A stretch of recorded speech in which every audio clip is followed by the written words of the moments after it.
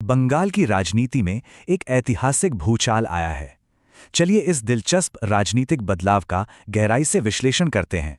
80 साल और केवल 3 सरकारें, दशकों की ये भारी राजनीतिक स्थिरता आखिर अचानक से कैसे टूट गई?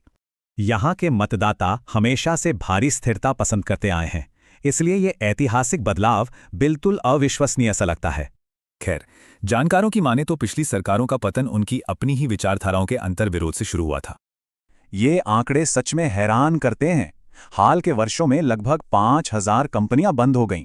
इस भयंकर औद्योगिक पतन का नतीजा, रोजगार की तलाश में करीब 50 लाख युवाओं को राज्य से पलायन करना पड़ा।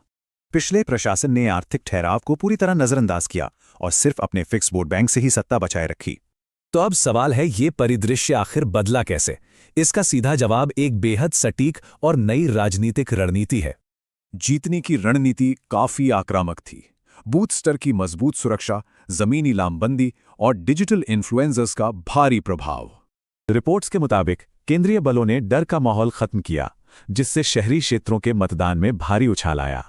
इसी अचूक रणनीति ने 206 सीटों का प्रचंड बहुमत दिलाया और क्षेत्रीय राजनीति की तस्वीर हमेशा के लिए पलट दी।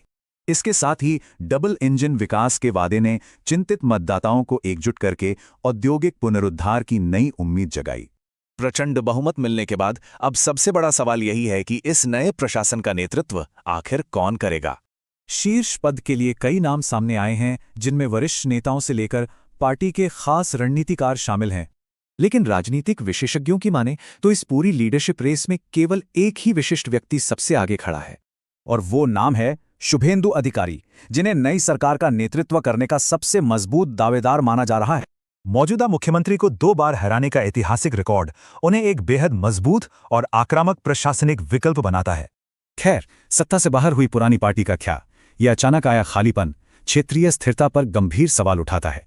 जानकारों के मुताबिक सत्ता से बेदखल हुई ये पार्टी अब उम्रदराज नेतृत्व और गंभीर आंतरिक दरारों से जूझ रही है। मजबूत नेतृत्व के बिना विश्लेषकों का मानना है कि यह पुरानी पार्टी बहुत जल्द पूरी तरह से बिखर सकती है। तो अंत में सबसे बड़ा सवाल, क्या नई सरकार सच में नीतियां बदलेगी या यहां केवल इतिहास खुद को दोहराएगा?